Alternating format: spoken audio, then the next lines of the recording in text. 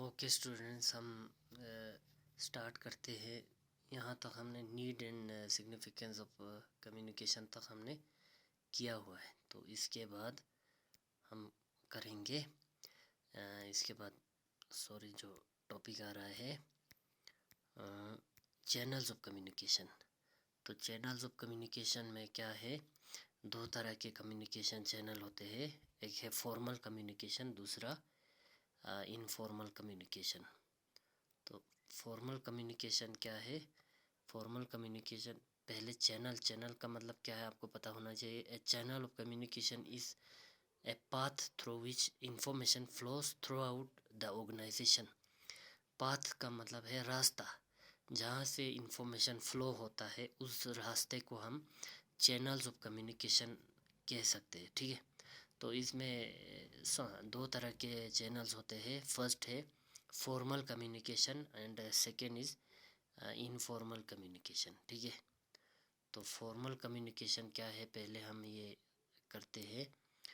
Formal communication का मतलब है जो ऑर्गेनाइजेशन स्ट्रक्चर में जो रूल्स एंड रेगुलेशन और जो स्पेसिफिक जो फ्लो ऑफ कम्युनिकेशन के लिए जो चैनल या पाथ डिसाइड कर चुके हैं, वो है फॉर्मल कम्युनिकेशन। जैसे हम एक अगर ऑर्डर हम लिख के देंगे तो ऑर्डर जो नीचे जो सबऑर्डिनेट या लोअर लेवल वाले से ऊपर नहीं जा सकता, सब सुपीरियर या सुपरवाइज़र से नीचे ही आएंगे। हगवा सुबह जो फॉर्मल कम्युनिकेशन का वही मतलब है जो एक स्पेसिफिक पाथ डिसाइड कर चुके हैं उसी हिसाब से चलेगा, बाकी दूसरे तरीके से नहीं चलेगा। जैसे the path of communication which are officially determined by the management is are called formal channels of communication. जो ऑफिशियली डिटरमाइंड पाथ है उसी हिसाब से फ्लो होगा, उसको हम कहेंगे formal communication. So they are associated with the status or position of the communicator and the receiver। जो कम्युनिकेटर का जो कम्युनिकेटर मतलब कि जो कम्युनिकेशन कर रहा है, जो इन्फॉर्मेशन दे रहा है, और जो ले रहा है रिसीवर, उन दोनों के स्टेटस या पोजीशन के हिसाब से डिसाइड होगा कि किस साइड से फ्लो होना चाहिए वो कम्युनिकेशन। ठीक है, तो उसको हम फॉर्मल कम्युनिकेशन बोलेंगे। Formal communication enforces a relationship between different positions. ये डिफरेंट पोजीशंस में रिलेशनशिप जो डिसाइड करता है formal communication. It derives its support from scalar chain of organisation. हमने जो पहले स्केलर चेन ऑफ ऑर्गेनाइजेशन पढ़ा है उसमें हमने वही चेन वो किया है, डिस्कस किया है, जहाँ से इंफॉर्मेशन फ्लो होगा उसी हिसाब से फ्लो होना चाहिए। ये फॉर्मल कम्युनिकेशन का मतलब है। It generally adopts 3 directions. इसमें अब 3 डायरेक्शंस होंगे, या तो डाउनवर्ड होगा, या अपवर्ड होगा, या थर्ड है हॉरिजॉन्टल। 3 तरह के जो डायरेक्शंस है वो इसमें फ्लो होता है। उस डायरेक्शन में डाउनवर्ड का मतलब है टॉप लेवल से बॉटम लोअर लेवल की तरफ आएगा। डाउनवर्ड का मतलब है टॉप से लोअर लेवल की तरफ, इस तरह से एरो मतलब नीचे की तरफ होगा, वो है डाउनवर्ड कम्युनिकेशन। जैसे ऊपर से एक मैनेजर से जो सुपरवाइज़र की तरफ एक ऑर्डर या सर्कुलर या नोटिस आएगा तो वो है डाउनवर्ड कम्युनिकेशन। दूसरा अपवर्ड कम्युनिकेशन। अपवर्ड कम्युनिकेशन नीचे से ऊपर की तरफ जाएगा। जैसे नीचे से कोई वर्कर का कोई कंप्लेंट होगा या कोई एप्लीकेशन होगा, वो वर्कर से फिर ऊपर सुपरवाइज़र या वर्क सुपरवाइज़र से उससे फिर मैनेजर तक जाएगा, उससे ऊपर सीईओ तक जा सकता है, वो है अपवर्ड कम्युनिकेशन। थर्ड है हॉरिजॉन्टल कम्युनिकेशन। हॉरिजॉन्टल का मतलब है सेम जो डेजिग्नेशन से उसमें फ्लो होगा। जैसे फाइनेंस मैनेजर का एक लेटर मार्केटिंग मैनेजर तक जाएगा तो वो है हॉरिजॉन्टल कम्युनिकेशन। ठीक है, तो ये 3 तरह के कम्युनिकेशन होते हैं जो फॉर्मल कम्युनिकेशन में फ़्लो होता है। ठीक है, तो उसके बाद है सिग्निफिकेंस। आपको पता होगा इसका क्या इम्पोर्टेंस है फॉर्मल कम्युनिकेशन का। इसमें जैसे मतलब कि ऑर्गेनाइजेशन का जो स्ट्रक्चर इंटैक्ट रहता है, या उसमें ऑर्गेनाइजेशन में जो रूल्स रेगुलेशन स्पेसिफाई किया हुआ है उस हिसाब से ही चलना चाहिए, तो उसमें डिसिप्लिन ऑर्डर वगैरह मेंटेन रहता है। तो इसलिए फॉर्मल कम्युनिकेशन का ये इम्पोर्टेंस या सिग्निफिकेंस है। ठीक है, सेकंड है हमारा इनफॉर्मल कम्युनिकेशन। ठीक है, इनफॉर्मल कम्युनिकेशन या उसको हम ग्रेप वाइन भी बोलते हैं, पहले हमने पढ़ा भी है इसके बारे में। ठीक है, तो ग्रेप वाइन कम्युनिकेशन या इनफॉर्मल कम्युनिकेशन होता है।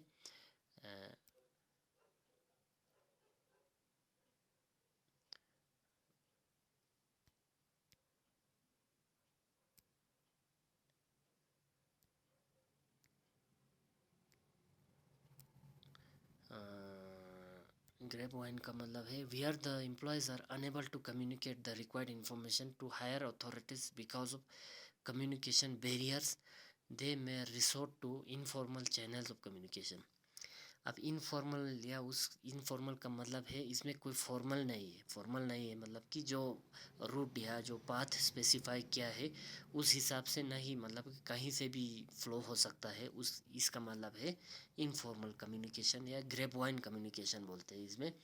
ये किस लिए होता है, जब एम्प्लॉयज़ का जो अपने हायर अथॉरिटीज़ के साथ अगर फॉर्मली वो कम्युनिकेट नहीं कर सकता है तो वो इनफॉर्मल कम्युनिकेशन का सहारा लेते हैं। इसको हम अगर नहीं कर सकता है उसको हम क्या बोलेंगे,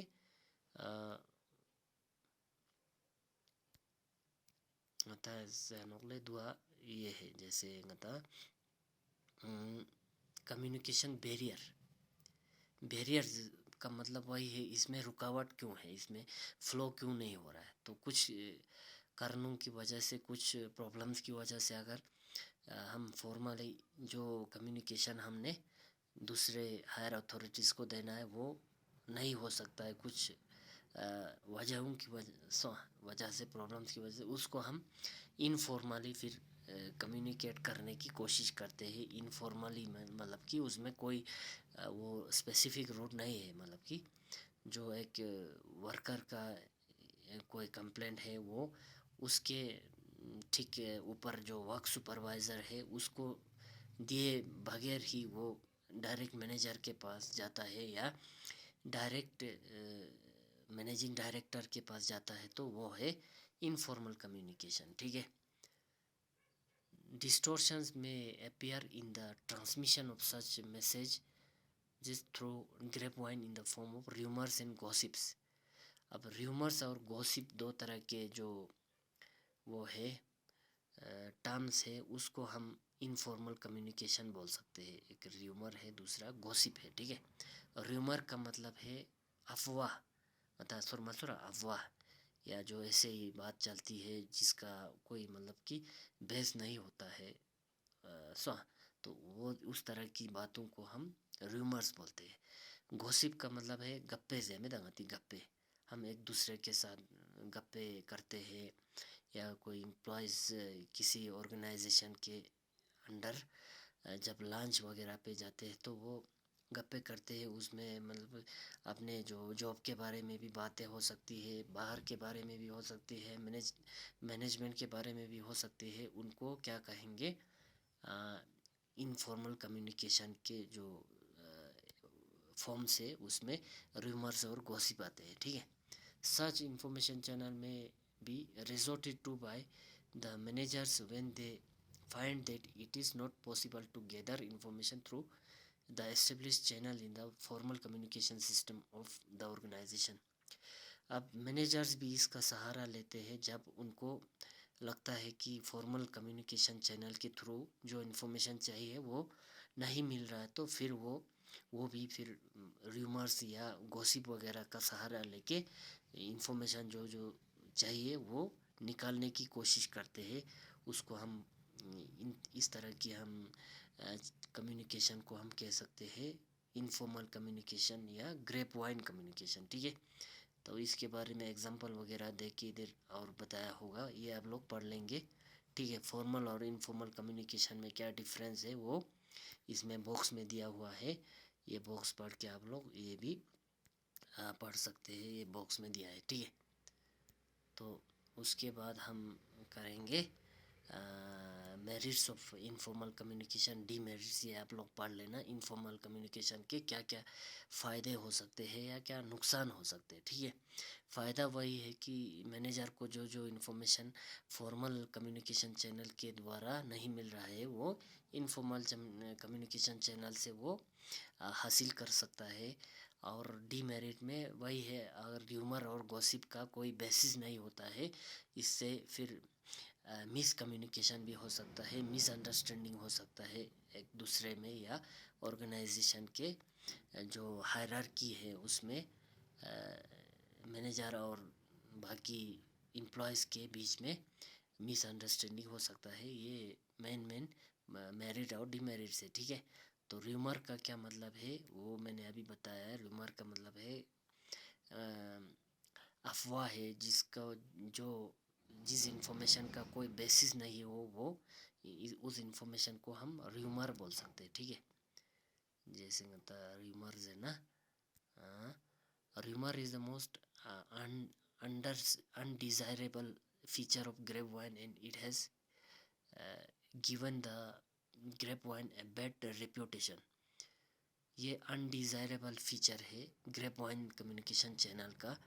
that is why to some people grapevine means rumour, but it is not always so in practice. अब ग्रेपवाइन और र्यूमर का मतलब एक ही सेम मीनिंग नहीं है, ये मतलब कभी कभी मिसअंडरस्टैंडिंग हो जाता है कि ग्रेपवाइन का मतलब हम र्यूमर बोलते हैं, लेकिन र्यूमर समझते हैं, लेकिन वो नहीं है। ग्रेपवाइन का मतलब है तो जो इन्फॉर्मेशन हमें फॉर्मल चैनल से नहीं मिल रहा है वो दूसरा जो चैनल्स है उसके द्वारा हम उसको हासिल कर सकते हैं, वो है ग्रेपवाइन। और र्यूमर का मतलब है rumour is grapevine information which is communicated without authentic standards of evidence being present. वही मैंने कहा ना, जो बेसिस है, बेसिस का मतलब वही है ऑथेंटिक स्टैंडर्ड ऑफ एविडेंस। जिसका कोई ऑथेंटिक स्टैंडर्ड ऑफ एविडेंस नहीं है उस तरह की इन्फॉर्मेशन को हम र्यूमर बोलते हैं, ठीक है। तो र्यूमर से किस तरह से डील करना है वो इसमें बताया हुआ है। उसके बाद ये आप लोग पढ़ लेंगे डायरेक्शन ऑफ कम्युनिकेशन। डायरेक्शन में अभी मैंने पहले ही बताया है, एक है अपवर्ड होता है, दूसरा डाउनवर्ड होता है, तीसरा हॉरिजॉन्टल होता है। डाउनवर्ड का मतलब वही है जो हायर लेवल ऑफ अथॉरिटी से लोअर लेवल ऑफ अथॉरिटी की तरफ पास होता है, वो है डाउनवर्ड कम्युनिकेशन, ठीक है। अपवर्ड इसमें एग्जांपल आप हो सकता है वही मैनेजर जो बाकी उससे नीचे वाले एम्प्लॉयज़ या सुपरवाइजर्स को सबॉर्डिनेट्स को हम मैनेजर जब कोई ऑर्डर पास करता है तो वो है डाउनवर्ड कम्युनिकेशन। जैसे इसमें ऑर्डर्स लिखा है, written orders and instructions, notice, circulars, letters, memos, posters, periodicals, publications, group meeting, ये सारे क्या है जो डाउनवर्ड कम्युनिकेशन के एग्जांपल है, ठीक है। सेकेंड है अपवर्ड कम्युनिकेशन। अपवर्ड कम्युनिकेशन जो लोअर लेवल ऑफ अथॉरिटीज से हायर लेवल ऑफ अथॉरिटीज़ की तरफ पास होता है वो अपवर्ड कम्युनिकेशन है। जैसे इसमें एग्जांपल ऑफ अपवर्ड कम्युनिकेशन है are activity reports on subjects like raw material, production, distribution, man hours etcetera. Activity reports होते हैं वो है अपवर्ड कम्युनिकेशन, जो सबॉर्डिनेट से सुपेरियर की तरफ पास करता है। ओपिनियन, आइडियाज़, सजेशंस है, कंप्लेंट्स एंड ग्रीवेंसेस है, ये मैंने पहले ही बताया आपको, ये है अपवर्ड कम्युनिकेशन। थर्ड है हॉरिजॉन्टल। हॉरिजॉन्टल मतलब कि when the communication is passes through same level of hierarchy of authority, जो एक ही लेवल के हायरार्की ऑफ अथॉरिटी है उसमें पास होता है, वो है हॉरिजॉन्टल कम्युनिकेशन। जैसे एक मार्केटिंग मैनेजर से फाइनेंस मैनेजर की तरफ एक रिक्वेजिशन आएगा या कुछ इस तरह का एक सर्कुलर आ सकता है, वो है हॉरिजॉन्टल कम्युनिकेशन के जो एग्जांपल है। जैसे मैं इधर एग्जांपल दिया होगा हमने,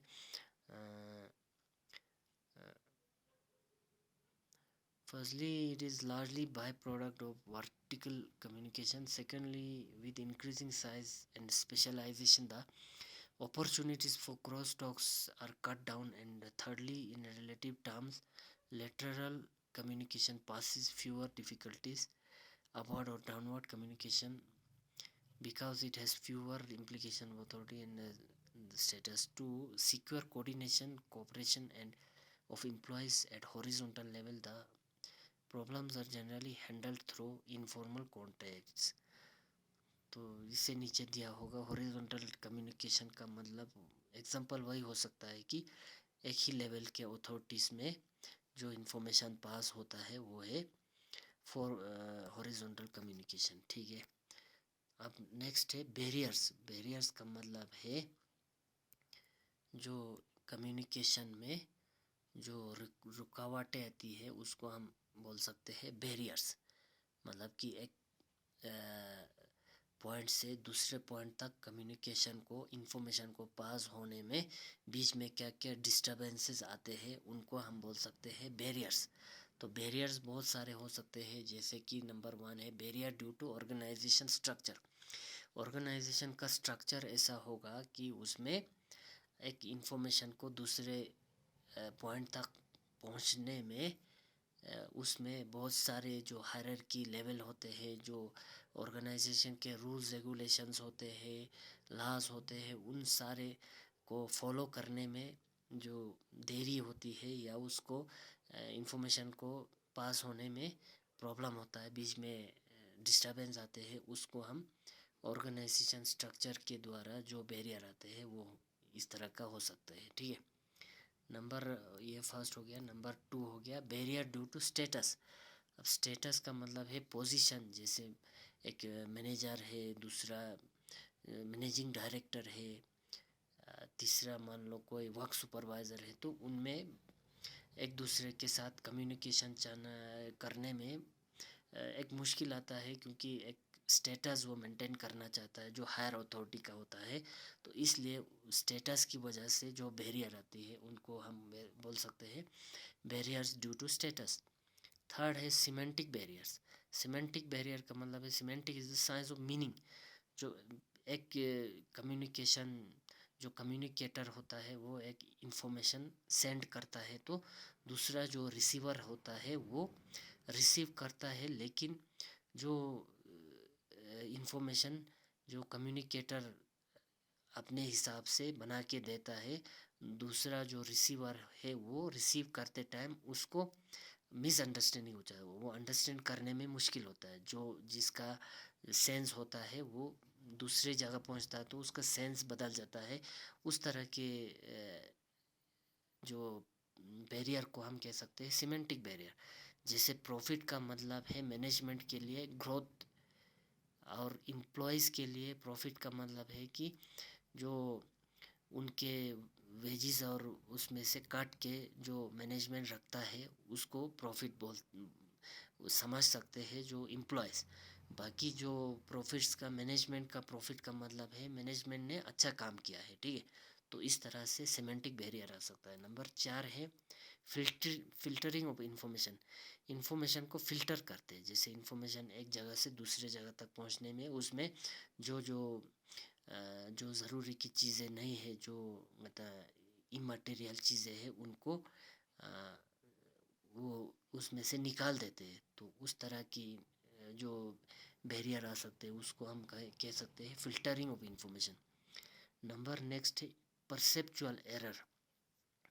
एरर का मतलब है कोई गलती जैसा। सो ए persons perception is determined by his needs, social environment, level of education, cultural factor etc. जो किसी बंदे का परसेप्शन है, परसेप्शन का मतलब सोचने का एक तरीका है, वो दूसरे बंदे से अलग हो सकता है। इसीलिए एक जो अथॉरिटी है वो इंफॉर्मेशन पास करता है तो दूसरा रिसीव करता है, उसका रिसीव करने के बाद इंफॉर्मेशन को एनालाइज करने का तरीका अलग हो सकता है, क्योंकि उसका जो नीड्स अलग है, सोशल एनवायरनमेंट अलग है, लेवल ऑफ एजुकेशन अलग है, कल्चरल फैक्टर्स आ सकता है। इसीलिए उसमें समझने में जो प्रॉब्लम आता है उसको हम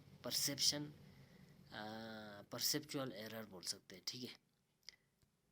नेक्स्ट है जो बैरियर है क्लोज माइंड्स का मतलब है एक जो इंफॉर्मेशन रिसीव करता है वो सिर्फ मतलब छोटे से परसेप्शन के साथ, जो उसका विजन होता है उसका छोटा हो तो वो एक उसी को ही समझ लेगा, बाकी उसके आगे पीछे क्या है उसको नहीं समझ पाएगा। उसको हम बोल सकते हैं close mind, barrier due to close minds. Premature evaluation by the listener also creates a hurdle in communication। Premature evaluation का मतलब है वो इवेलुएशन नहीं कर रहा है ठीक से इन्फॉर्मेशन में उसको जो चाहिए वही देख रहा है, बाकी जो बाकी चीज़ें हैं उसको वो समझ नहीं पा रहा है या उसको वो नेग्लेक्ट कर रहा है, उसको हम बोल सकते हैं क्लोज माइंड। नेक्स्ट है lack of ability to communicate.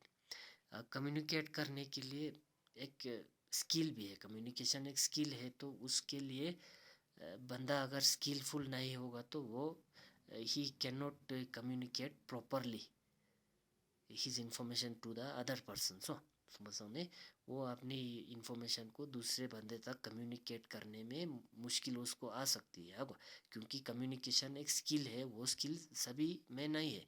जैसे इंटरव्यूइंग का स्किल है, पब्लिक स्पीकिंग का स्किल है, ट्रेनिंग देने का स्किल है, ये सारा हर किसी में मतलब सेम लेवल का नहीं होता है, अलग अलग होता है, इसलिए उससे फिर इसमें बैरियर आ सकती है, ठीक है।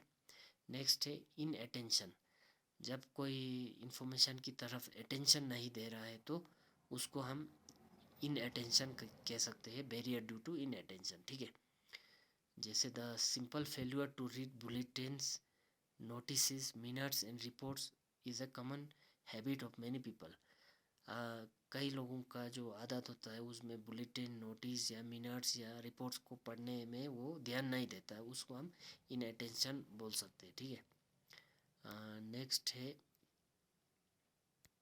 हमारा है नेक्स्ट है रेजिस्टेंस टू चेंज।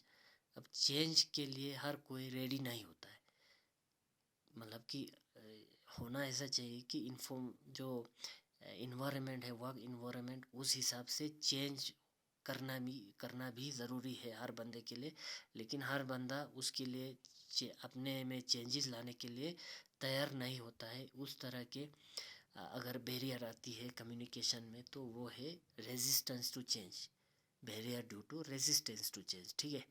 स्टेटस क्यो का मतलब है जो नेचुरली है उसी को ही वो रखना चाहता है, चेंज नहीं करना चाहता है, उसको हम कह सकते हैं स्टेटस को कहते हैं, उसका एक टर्म होता है, लीगल टर्म।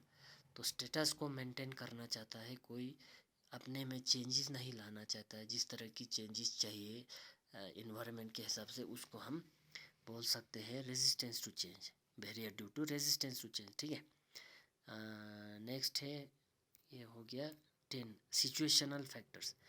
बाकी हर सिचुएशन के हिसाब से अलग अलग इसमें प्रॉब्लम्स आ सकती है, उसको हम barrier due to situational factors बोल सकते हैं, ठीक है। जैसे for example physical condition like noise और इनसफिशिएंट लाइट, नॉइज़ की वजह से प्रॉपरली कम्युनिकेट नहीं कर पाता है, इनसफिशिएंट लाइट की वजह से कम्युनिकेट नहीं कर पाता है, इन्फॉर्मेशन ओवरलोड की वजह से, ज़्यादा इन्फॉर्मेशन होने की वजह से इफ़ेक्टिवली या प्रॉपरली कम्युनिकेट नहीं कर सकता है, तो ये है सिचुएशनल फैक्टर्स, ठीक है।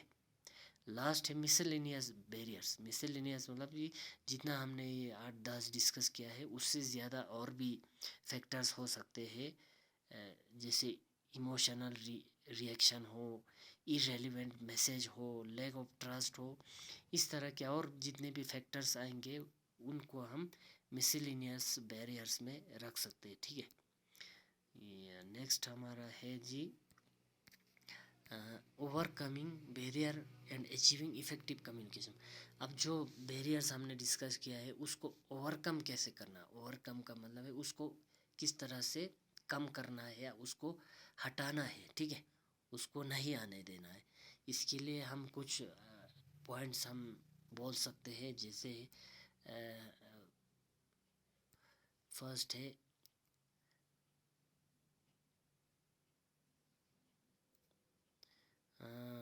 Free flow of information. एक तो इंफॉर्मेशन जो है वो फ्री फ्लो होना चाहिए, ठीक है। फ्री फ्लो का मतलब है फ्रीली, उसमें कोई बीच में डिस्टर्बेंसेस नहीं आने चाहिए। वही है जो जो बैरियर्स आ रहा है उनको नहीं आने देना चाहिए, जैसे हमारा सिचुएशनल फैक्टर्स हो गया, या हमारा sorry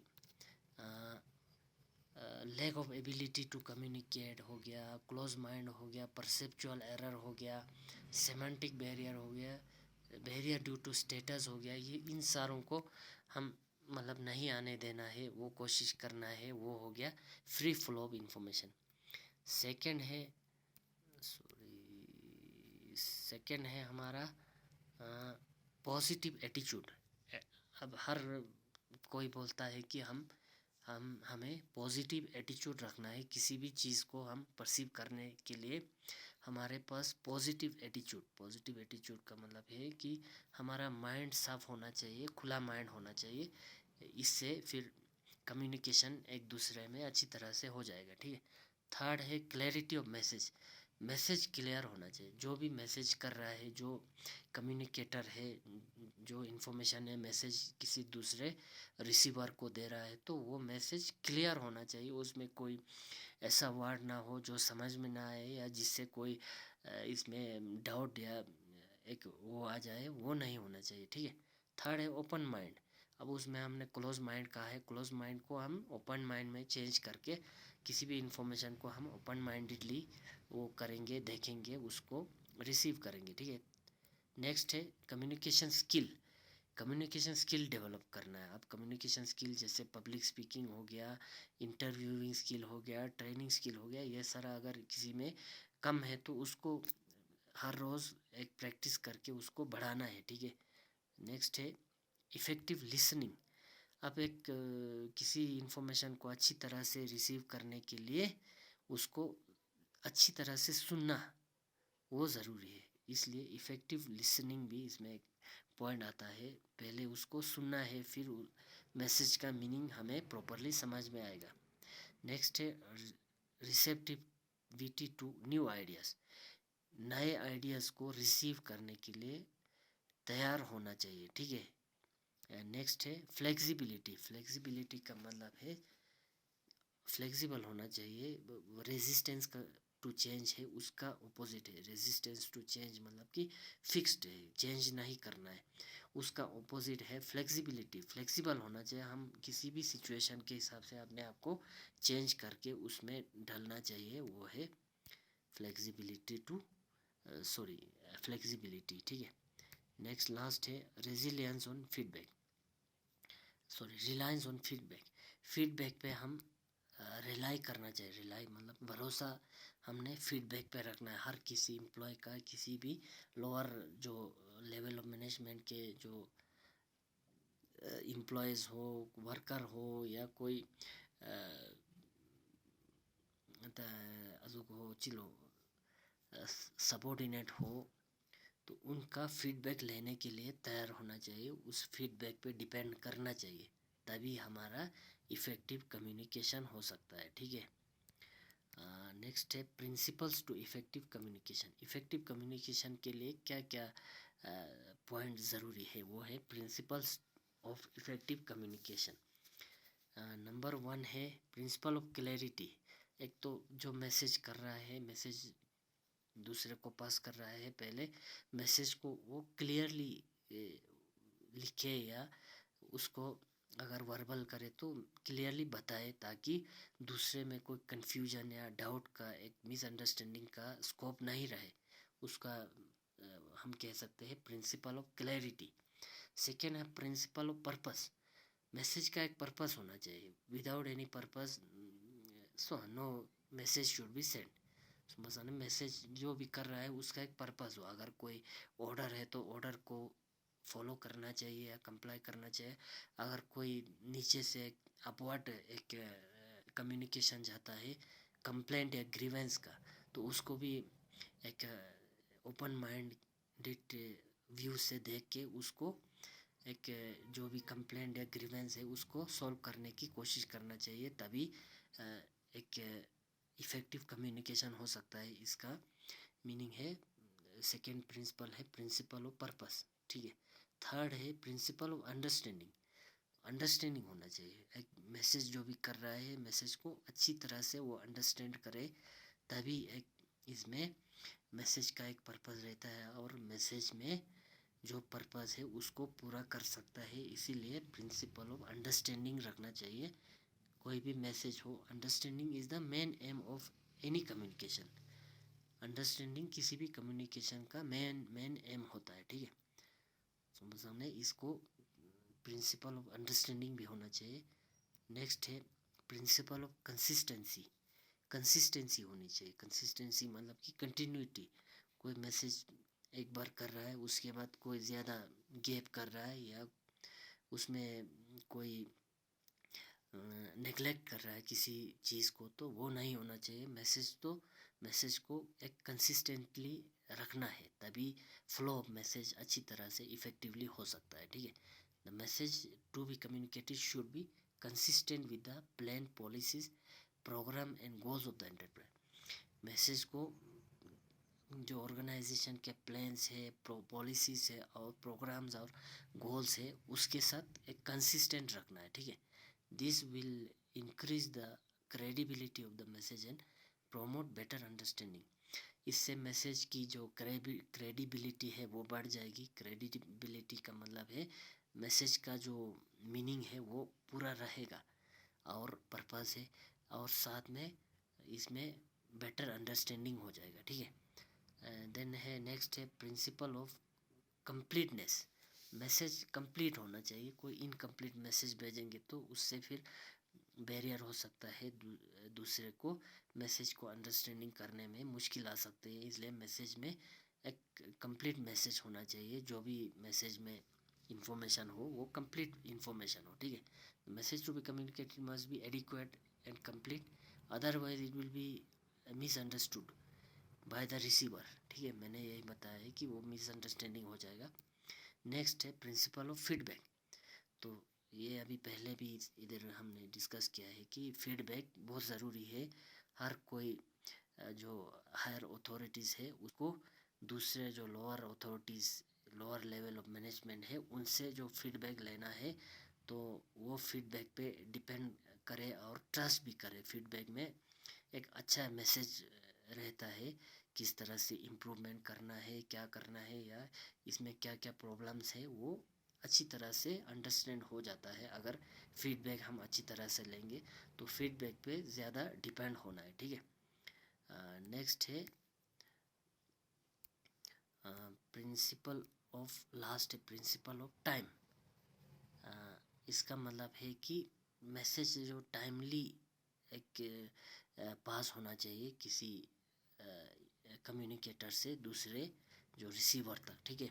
information should be communicated at the right time. एक राइट टाइम पे होना चाहिए। गलत टाइम पे अगर मैसेज करेंगे तो उसका फिर मिसअंडरस्टैंडिंग हो जाता है या उसका मीनिंग नहीं रहता है, उससे पर्पस भी नहीं बनता है। इसीलिए मैसेज को राइट टाइम पे ही हम कम्युनिकेट करने की कोशिश करें, ठीक है। The communicator must consider the timing of communication so that the desired response is created in the middle of the minds of the receiver।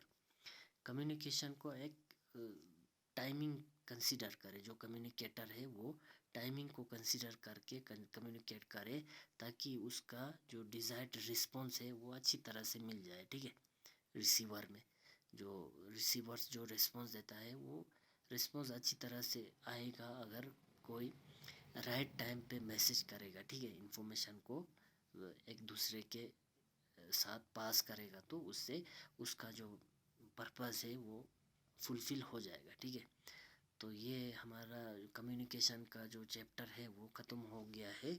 तो इसमें अगर कोई डाउट रहता है तो आप लोग मुझे मैसेज करके क्लियर कर सकते हैं, ठीक है। बाकी जो हम नेक्स्ट क्लास में जो फिज़िकल क्लास होगा उसमें हम नेक्स्ट जो लास्ट वाला हमारा टॉपिक है कंट्रोल का, वो और दूसरा एक छोटा सा यूनिट है, वो हम 2-3 लेक्चर में क्लियर कर देंगे, ठीक है। ओके।